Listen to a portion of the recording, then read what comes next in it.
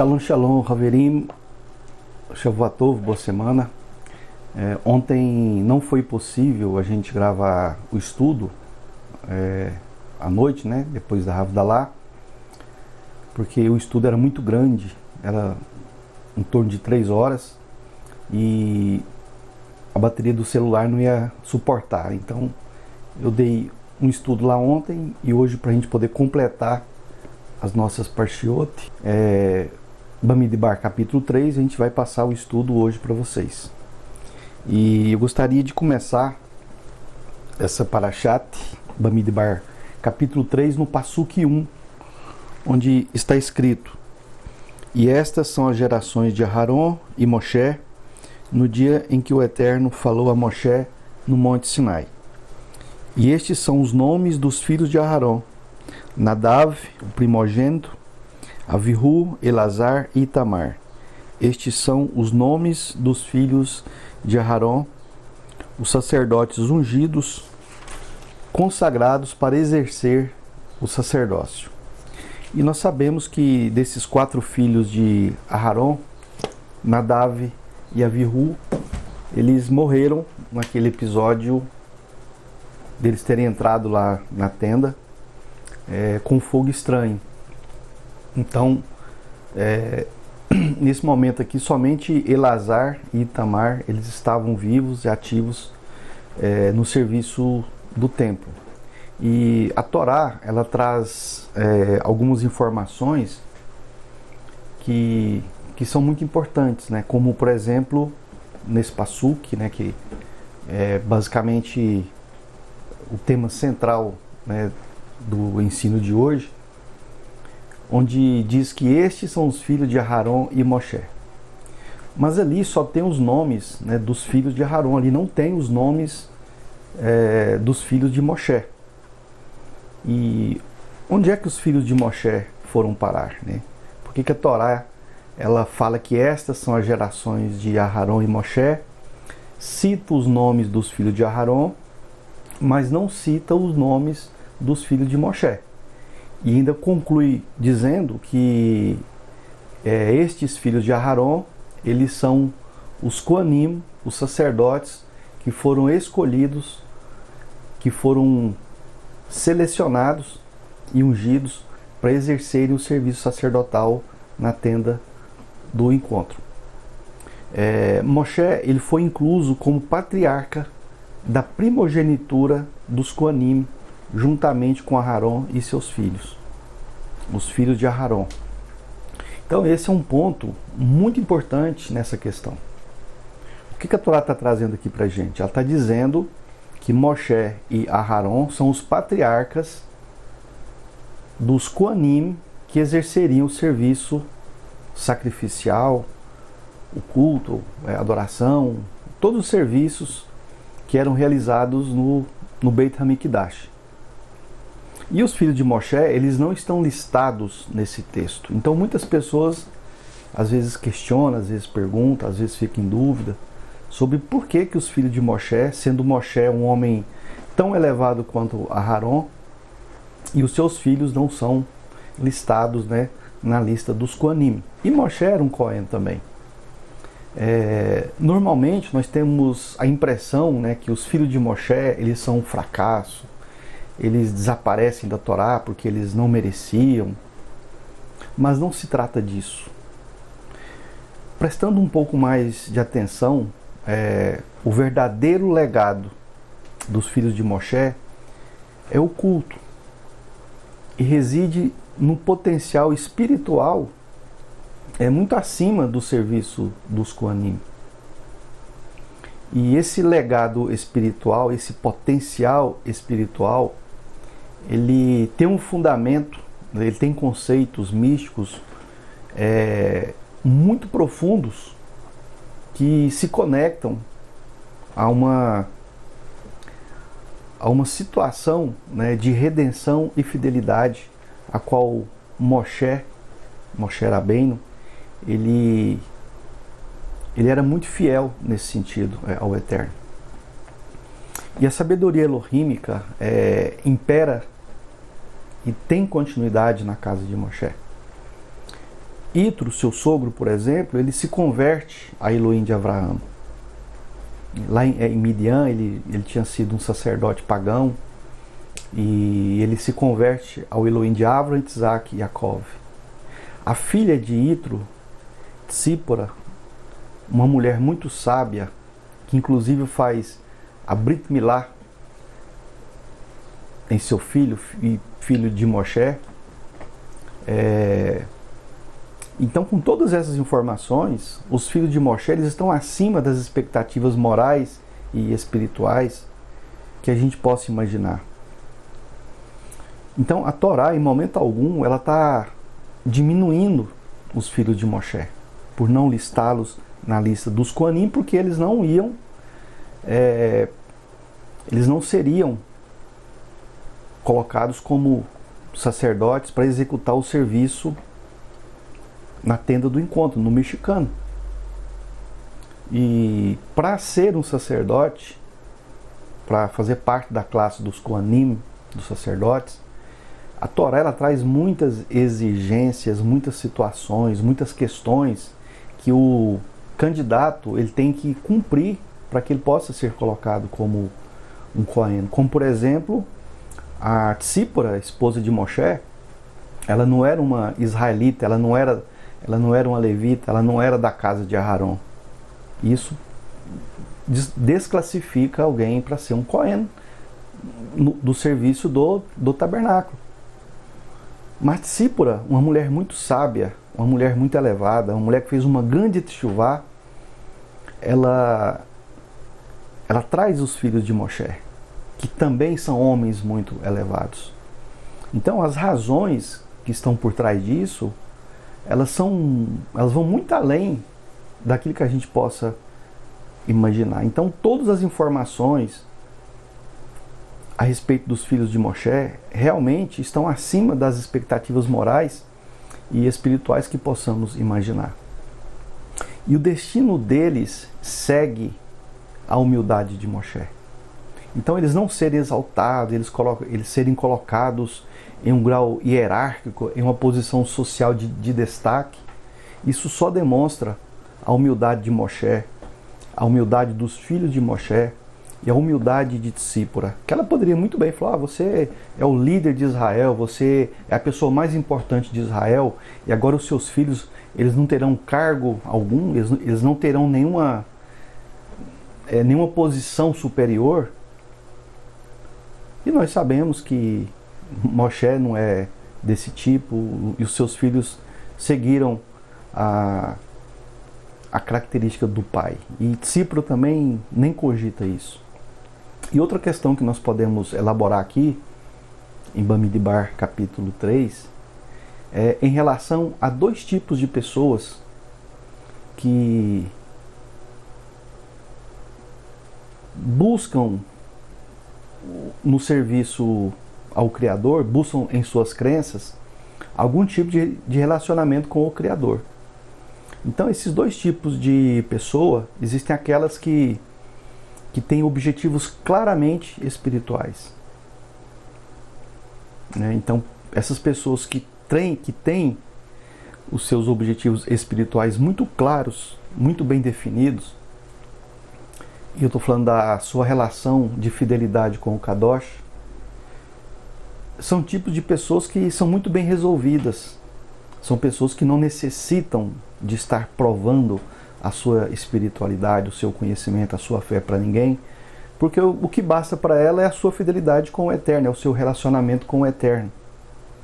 E tem aquelas pessoas cujo principal objetivo na vida é com o ganho material. Então tem muitas pessoas que participam de estudos de Torá, que fazem techuvá, que vão a comunidades, que o objetivo principal de vida para essas pessoas é com o ganho material e o seu egoísmo. Não são pessoas que têm um comprometimento com o Eterno. Tem até pessoas que não têm nada para fazer, não tem outra coisa mais interessante para fazer na vida, ou porque a sua família vai em uma comunidade, e ela vai porque ela não tem outra coisa para fazer. Então são pessoas que o objetivo delas na vida é com o ganho material e com o seu egoísmo.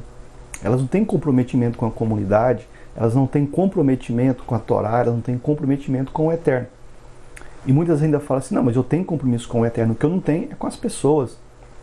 É impossível a pessoa falar que ela tem compromisso com o Eterno, ela não tem compromisso com o próximo. Além disso, o Eterno, ele fala que ele congregará, né, os israelitas de todas as nações e ele ajuntará. Então, o ato de congregar também é um ato de amor, é um ato de zelo, é um ato de fidelidade com o Criador, né? Embora nós sabemos que a morte, né, dessas pessoas mais egoístas, mais materialistas, nós sabemos que a morte ela vai separar essas pessoas de seu salário mundano. Mas a morte ela não vai separar aquelas pessoas de seu salário espiritual, aquelas pessoas que se dedicaram ao Eterno, ao próximo e à comunidade israelita. E quando uma pessoa, voltando para Moshe, né, no porquê que na Torá está ali falando que Aharon e Moshe eram os pais, né, daqueles sacerdotes, a Torá também traz um grande ensino, ela traz um grande conhecimento a respeito disso.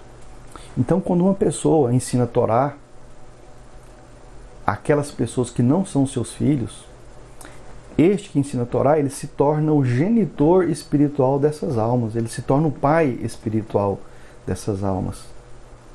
E alguns homens, eles se tornarão pais biológicos, mas eles não se tornarão pais espirituais, eles não terão conexões com seus filhos.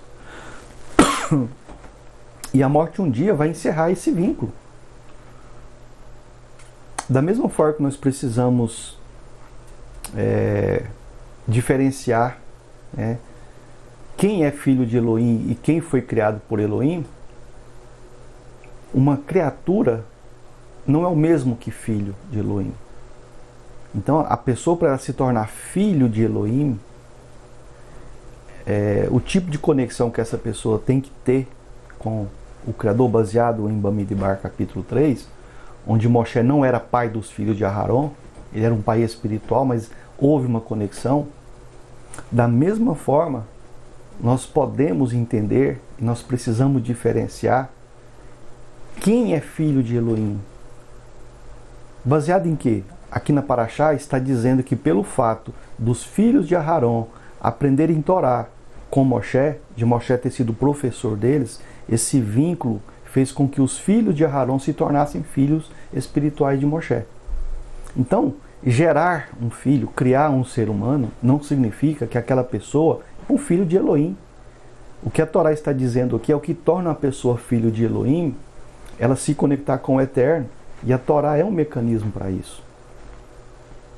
E observando o que está escrito, como por exemplo, no dia em que Elohim falou com Moshe, essa frase, quando Moshe subiu lá no monte para receber a Torá,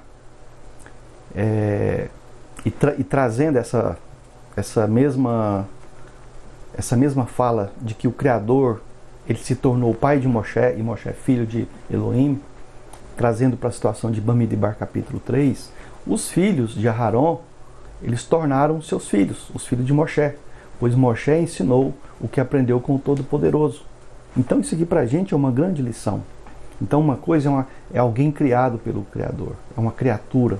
Outra coisa é um filho. O filho tem uma conexão, ele tem uma ligação, ele tem um vínculo, né? E o que torna esse vínculo oficial é a Torá. É igual, é como se fosse um casamento, né? Em um casamento existe um acordo entre a esposa e o marido, existe um contrato. Então nós temos um contrato com o Eterno, que é a Torá. Isso nos torna filho do Eterno. E da mesma forma, um homem, ao ser criado por Elohim, não é seu filho, mas se torna filho quando passa a ouvir o que Elohim ensina.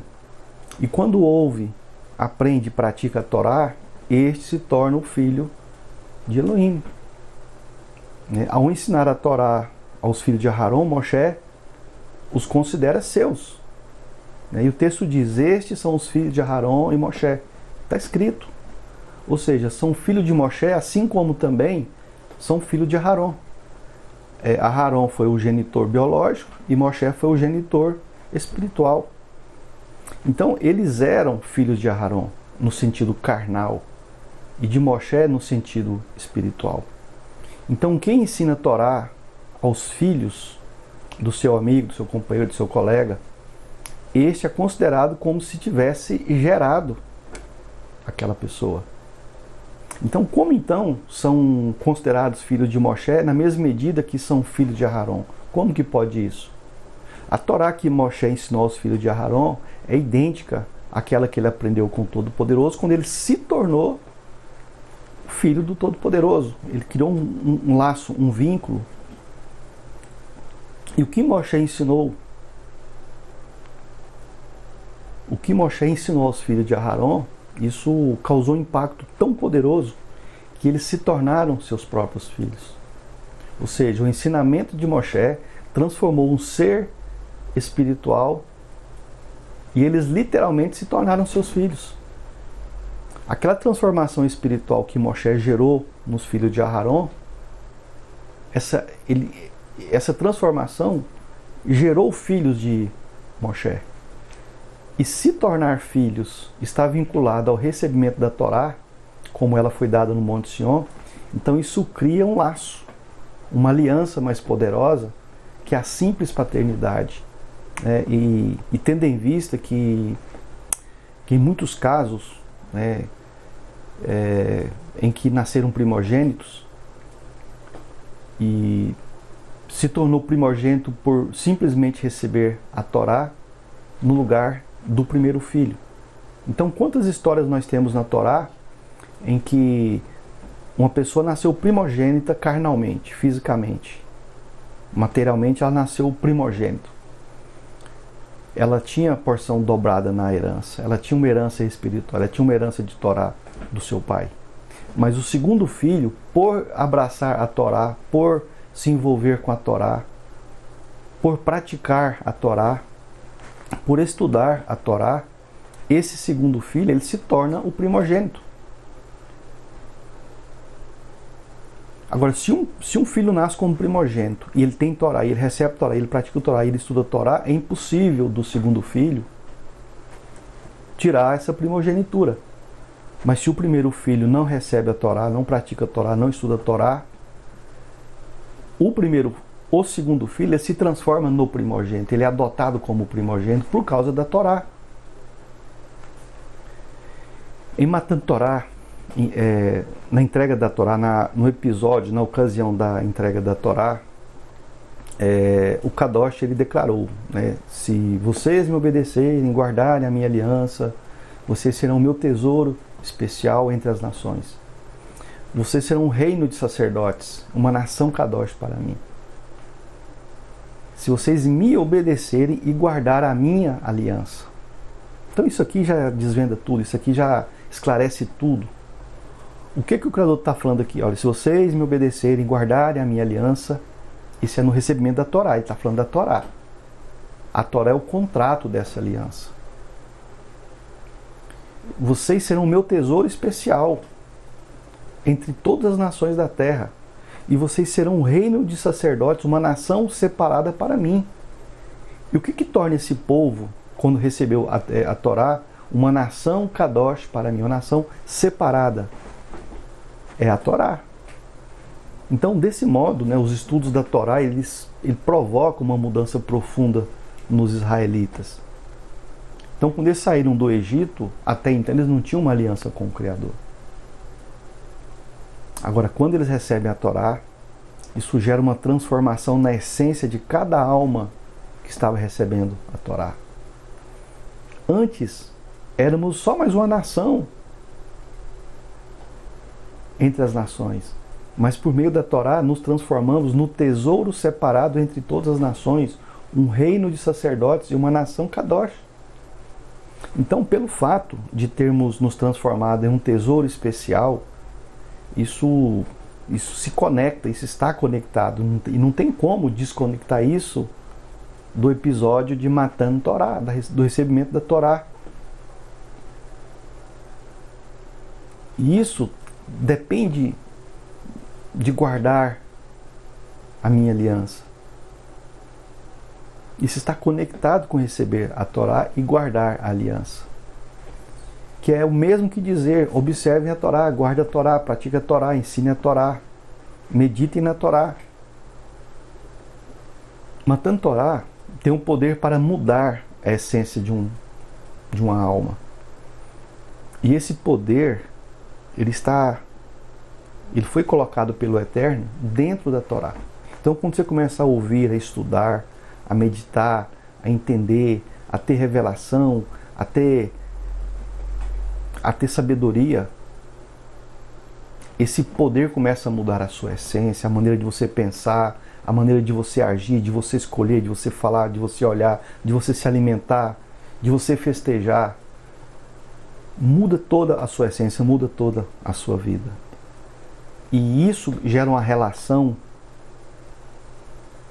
de todas essas mudanças no seu comportamento, nas suas escolhas. Isso gera uma relação entre você e o Criador. Então Moshe, ele ensinou a Torá que aprendeu de Elohim, no Monte Sion. Ele ensinou essa Torá aos filhos de Aharon.